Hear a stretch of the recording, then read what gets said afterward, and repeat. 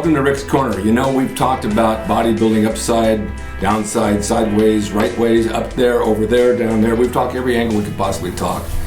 But it's just something you never stop learning. It's something that you will learn forever. I'm still learning, even after all these years. My son had suggested to me that I do a series of bodybuilding for beginners, which I think he's right, because we talk about sets and reps and getting bigger and stronger, what we do now, but we never really talk about somebody in, let's just say in any age. Say you're starting at 15 or 16, or you're starting at 30 or 40 or 50 or 60. It's going to be a little different for each person because your body type is different. Age changes with strength and maybe endurance and this and that, but still it's basics. And I'm going to do a series of the exercises to come, not today, but to come. So I'll put up body parts for each person for the beginning. But I want you to see something first. Watch this, a super strength show made for me, because I'm very, very big on motivation and inspiration and mindset. So have a look at this. Train, don't strain. Train each body part hard. Don't kill it, because it's got to come back and grow. If you kill it, it's not going to grow. So train, don't strain. Stay healthy, stay focused, achieve your goals, achieve your dream, and be happy. You have challenges in life, and you go down the street and you have roadblocks. And so what you do when you have those roadblocks is you find a way around them to get to your end goal. And I've always been able to reach whatever I wanted to reach just by having the dedication and tenacity to keep going forward. So you can't have doubt. You got to believe in yourself no matter what it takes. And I think the key to anything in life is to have goals. If you don't have goals, then what are you going for? You got to go for something. And you have a dream. You go for your dream and you make it real.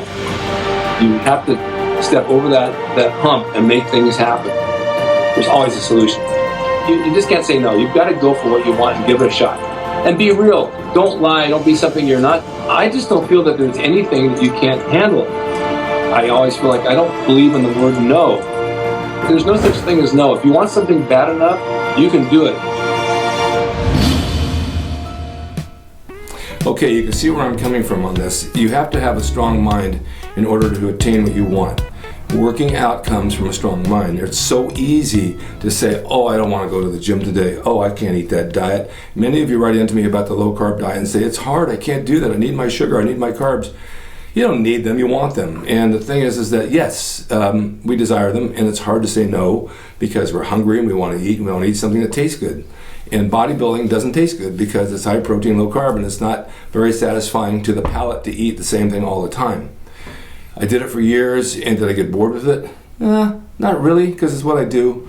You know, and somebody asked me the other day, do you still get bored going to the gym when you've been going for almost 50 years? I said, no, I go every day with a whole new outlook. And in my video, I tell you that. I mean, every time I get up in the morning to go to the gym, I go because I really want to work out. I want to try something new. Well, for beginners, it's your first time in, you're going to get sore, you're not quite sure what to do with the weight, you're not quite sure of the form, you're not quite sure what you're supposed to feel. And I see this all the time with trainers and clients. They have them do an exercise, they're doing this, they're looking around, they don't know what to feel, and the trainer doesn't tell them what to feel. If you're going to do a bicep, put your mind on the bicep, curl it, let it feel what it's supposed to do. Feel the contraction, feel what it's going through. But basics for beginners, I started at around 16 years old, and I started at a YMCA that had very little equipment. It had a bench press machine, it had a squat rack, it had a pull down with a broken cable half the time, and a standing calf machine, and maybe a few dumbbells here and there that weren't really, they were those old silver universal dumbbells you find in health clubs that you can't change the weights on. You know, they're just, well, you don't want to anyway, but I mean, they were just silver one-handle things, and they had odd weights. But I made it work. I started thinking, well, I'll start with a powerlifting base. So if you're going to be beginning bodybuilding, you got to have a base, like a foundation of a house. Bench press is a good one for the whole upper body, the chest and the shoulders and the tris. We had a row bar, T-bar, really good for the back, rear delts, really get your upper body going there. Maybe do some high pulls like the Olympic lifters do, because it gets all through the traps and neck. Squats was great for a foundation for the thighs. I don't think we had a leg extension machine or a leg curl machine at that time, but I would do squats, and then I would do lunges, and then I would do calf raises, and then I would lay on a bench and someone take a towel, sit behind me, and I have them pull my legs back. I was doing leg curls. At the same time, the guy that's pulling is working lats with the towel. So there's a lot of things you can improvise with, but now today we have machines, you don't have to do that. When I was in the Army, we did the same thing. I'd hold a towel, curl it, the other guy's pulling down, he's doing triceps, so it's like a team partnership thing. Or behind the neck, doing extensions this way, he's pulling down this way. So there's a lot of ways to do this, but for a beginner, I think the basics are the way to go. I think you need a squat, maybe a light deadlift, T-bar rows, bench press, standing laterals, and maybe dumbbell flies, basic curls, basic skull crushers. And I'm gonna, like I say, I'm just giving you a list now. I'm not gonna go in detail right now, but I will in the workouts. So this is something that you need to think about if you're gonna start out training. Get those basics out of the way. There's no elaborate movements. I see guys curling and they're taking cables and they're doing this to shape the muscle, but it's not really doing anything. You've got to focus on everything you do. You have to concentrate on everything you do. Don't use so much weight that you can't do the exercise, but don't do too little weight where you do too many reps. I went on this rep system where we were doing 20 and 30 reps for maybe a month, 2 months, and it was good at first. And then I started to see myself just started to go down in size. So last week I started upping my weight and dropping my reps down to like 7 reps. Now my size came up. So you got to find what works for you. This might work for you, or that might work for you. But basics to start for bodybuilding or lifting are basics, and you start with the basic exercises. So that being said, I'm going to put these videos together for you. I just want to give you a little brief outline of what I'm planning to do. If you have any suggestions, write into me. And the diet is another part of the thing as well. I mean, when I started back in the day, we didn't know much about diet. We drank a lot of milk, ate a lot of meat, and ate a lot of cheese. But I made gains on it. So we'll get into that later too. But anyway, stay tuned. I'm going to do some shows. I'm going to do some workouts, basic bodybuilding workouts for you guys just starting out. And for you older guys, don't worry about going heavy as you get older. Let's just use some machines. We'll work around that, and you can exaggerate the weight as you want to go and lift it up a little bit to meet your needs. But don't, the whole key to training is not straining. The whole key to training is getting some results.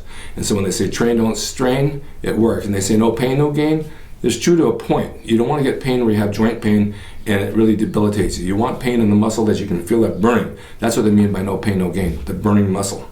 Okay, stay tuned for more, and I'll bring you those workouts and you'll enjoy them, and then I want to hear how you're doing with them. Thanks again for watching Rick's Corner. See you next time.